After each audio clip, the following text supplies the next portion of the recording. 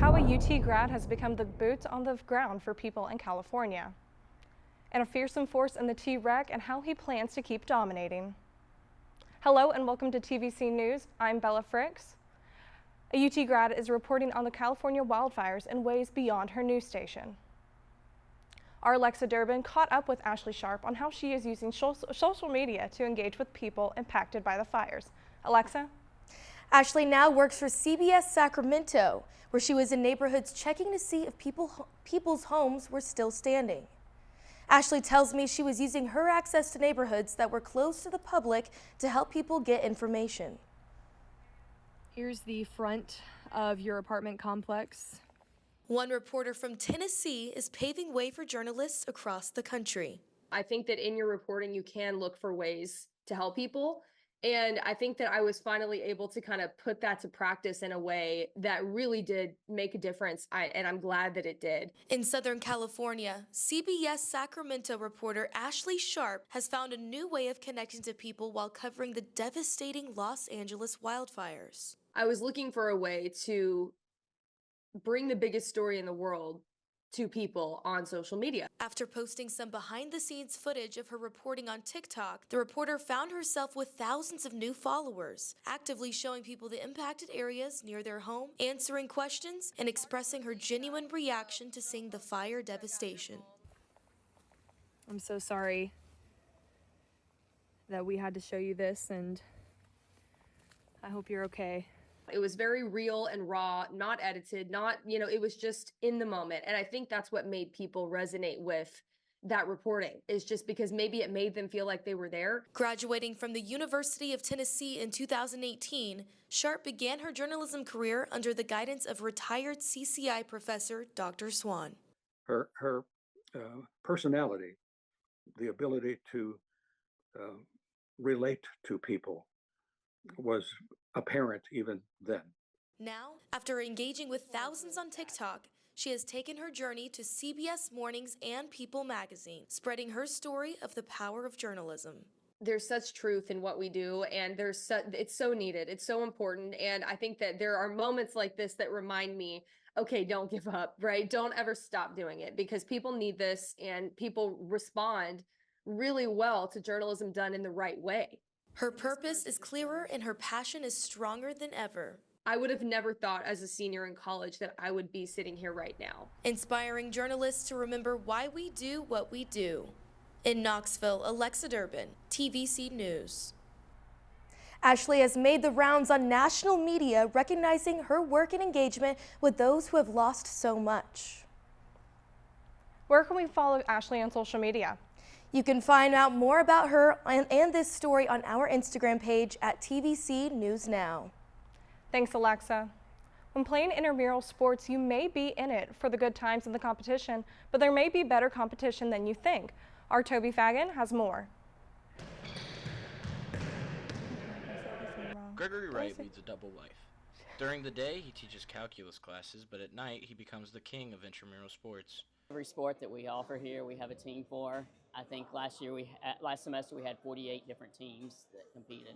He started coaching students full-time 3 years ago and has quickly become one of the most successful coaches of all time, winning 46 intramural championships. Last semester we were really lucky. We won 13 championships, I think, out of 48 teams, so that was really good. But usually 5, 6 a semester. But what draws someone to be driven and to win and to coach? I guess growing up, I had a hole in my spine and I wasn't allowed to play sports, so I had to just watch all my brothers play, watch everybody else play, and just grew a love of sports. And when I was a student here, I took a lot of coaching classes. Lucas Strapacki has been with Mr. Wright since his freshman year and has firsthand experience on Mr. Wright's impact. Bigger drive to it. It's a little bit more fun than I think it would have been without the competition, but also I've met a lot of people through playing on his team, so I think it's kind of just a fun culture that he brings us all together. A culture that reaches beyond just the halls of the T-Rec and into the stars. Games first started by Nick Sinsel, who is now with Cincinnati Reds. When he played on one of our intramural teams, he came up with the name, and it just kind of stuck around. He wants all the wins he can get, so it's a fun thing. From Knoxville, Toby Fagan, Vol News.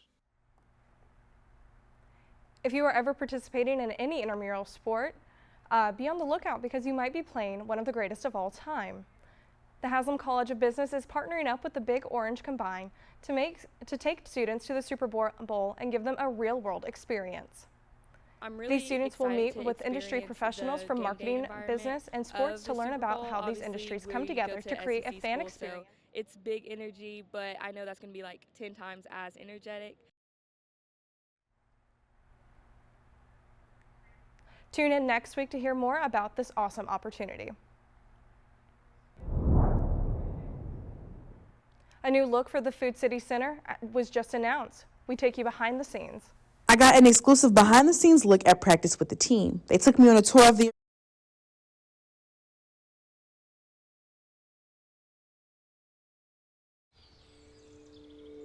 Hear that? That's the sound of your life. Perfectly imperfect. But every time you drive after drinking, the music gets drowned out. Your life sounds pretty great. Don't let a buzz ruin it. Buzzed driving is drunk driving. Don't drive buzzed.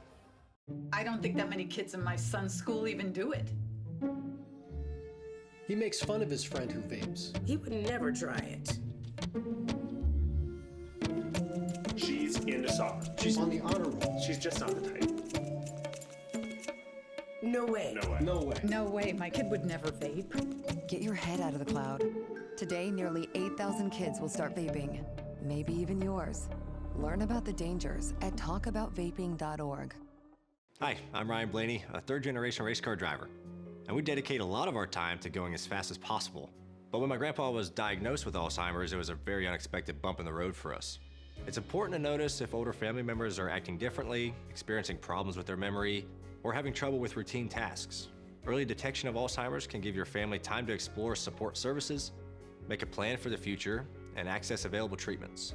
If you or your family are noticing changes, it could be Alzheimer's. Talk about seeing a doctor together. We are the Tennessee Volunteers.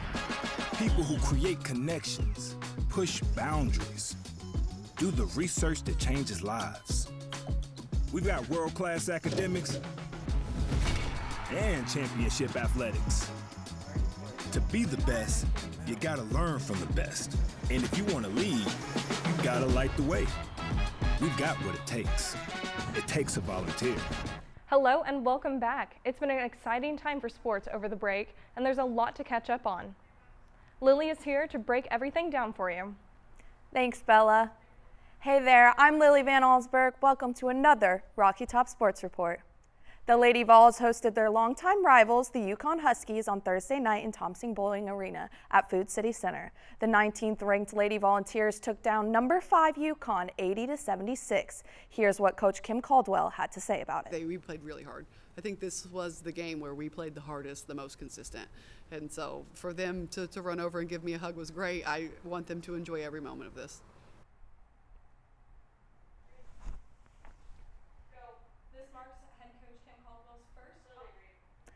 This marks head coach Kim Caldwell's first top 5 win after the Lady Vols have lost 4 ranked matchups by single digits, including 2 top 5 games. Z Spearman led the Lady Vols in scoring within 16 points.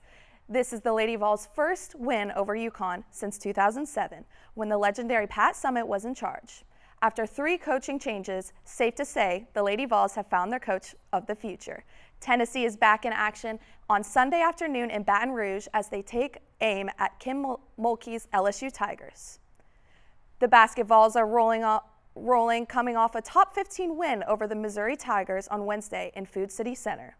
The 85-81 win saw the return of Zakai Ziegler and Igor Milcic Jr. That duo had shown up. Ziegler dropped 21 points, going 4 for 4 from three-point range and added 8 assists. Milcic also scored 21 and 10 rebounds, 5 assists, 4 blocks, and a pair of steals. The Vols travel to Norman to take the Oklahoma Sooners tomorrow at noon. The weather is getting warmer, and that means it's time for Vol baseball and Lady Vol softball. Our defending national championships are set to play their first game on Valentine's Day versus Hofstra in Lindsey Nelson Stadium. So, if you're looking for a good date idea, you're welcome. Coming off a national championship, the Vols have a good bit of pressure to perform well this year. National rankings have the Vols coming in at number 4. Should they be higher? Tony V and the Vols will prove that they belong higher very quickly. Several players have been named preseason All-Americans, including Dean Curley, A.J. Russell, Nate Snead, Gavin Clean, Andrew Fisher, and Liam Doyle. Fan favorites include Hunter Ensley and Luke Payne are back and ready to make their run back to the top once again. The Lady Vols softball team began their season this past Thursday down in Florida at the NFCA Leadoff Classic. The Lady Vols are also coming off a huge 2024 season, going all the way to the Super Regionals, and they're expected to keep it going in 2025. With an absolutely all-star roster and All-American Carolyn Pickens returning to the mound, the Lady Vols are ranked number 5 and ready to take up right where they left off. Make sure you cheer on your Vols and Lady Vols this season as they begin their path back to the finals. Exciting new things are coming to Food City Center, and we're not talking about this huge win last night. Renovations are coming to the arena, and our very own Samara Carpenter has the details. I got an exclusive behind-the-scenes look at practice with the team. They took me on a tour of the arena where some exciting renovations are in the works. They showed me the renderings of a massive new video board that's bigger, brighter, and impossible to miss. With a unique underbelly view, every angle will be covered, ensuring the main screen steals the show. Also introducing the Riverside Club, a brand new addition designed for fans to socialize, enjoy great food and drinks, and soak in the electric atmosphere before tip-off or during halftime. Renovations are already underway. You can find more updates on our Instagram at TVC News Show. A push to bring the WNBA to Tennessee, and with it, a nod to Pat Summitt. Former Tennessee Governor Bill Haslam, Lady VFL Candace Parker, Peyton Manning, Tim McGraw, and Faith Hill pull a bid to bring the team to Nashville. And what would they call this team? The Tennessee Summitt, of course. Pat Summitt, the legendary Lady Vols coach, who was also named the recipient of the We Coach Lifetime Achievement Award this week, has left such an impact in women's sports that her legacy continues to carry on. Tyler Summitt, Pat's son, is nothing short of excited for the bid's announcement and the possibility of the team's future. When Governor Haslam showed up on my phone, and the first thing he said was, "Well, Tyler, we're bringing a WNBA team to Nashville," I was like, "Okay, this is real."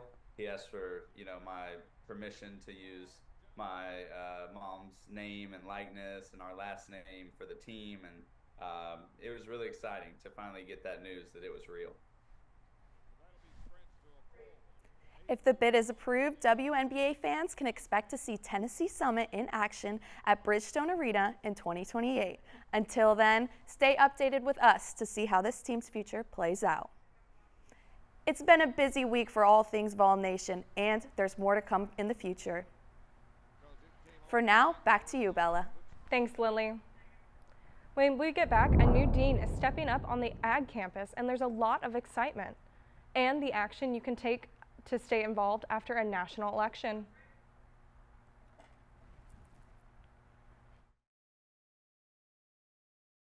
Whether it's our stories, the warmth of our laugh, or our family's secret sauce, we all bring something different to the table. So make some space. The power of connection is waiting right outside your comfort zone. Learn how you can help strengthen your community at belongingbeginswithus.org/teamup.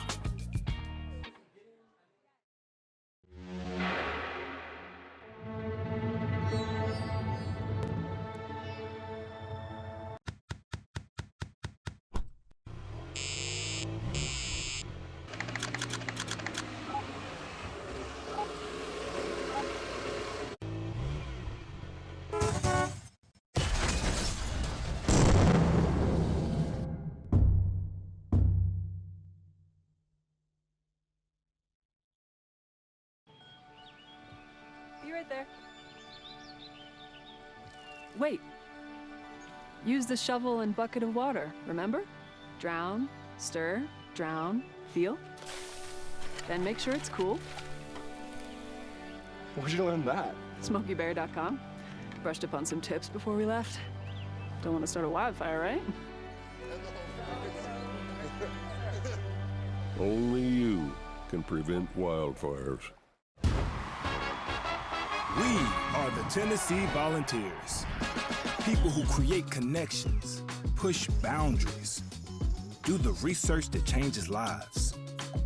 We've got world-class academics and championship athletics. To be the best, you gotta learn from the best. And if you wanna lead, you gotta light the way. We've got what it takes. It takes a volunteer. Hello and welcome back to TVC News.